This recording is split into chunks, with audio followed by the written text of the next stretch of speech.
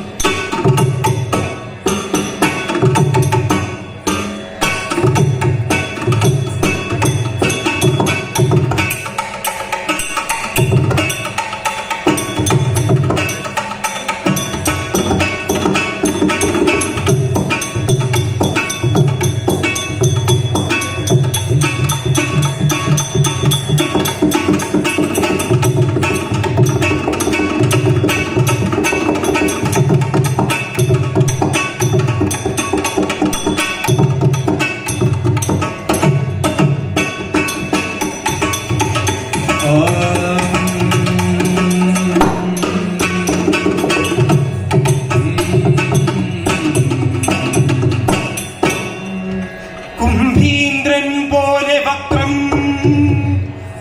കുടവയറുമിയെന്നോരു ചാരുസ്വരൂപം മുൻപിൽ സേ പാർവതിക്കും ശിവനു മിക പിറന്നോരു ഓമലുണ്ണെ ഗണേശ വൻപിച്ചുള്ളൊരു വിഘ്നം വിരവിനൊടഖിലം തീർത്തു രക്ഷിച്ചു കൊള്ളുവാൻ വൻപേരും തമ്പുരാനെ വൻപേരും തമ്പുരാനെ തവപദകമലം സന്തതം കൈതൊഴുന്നേ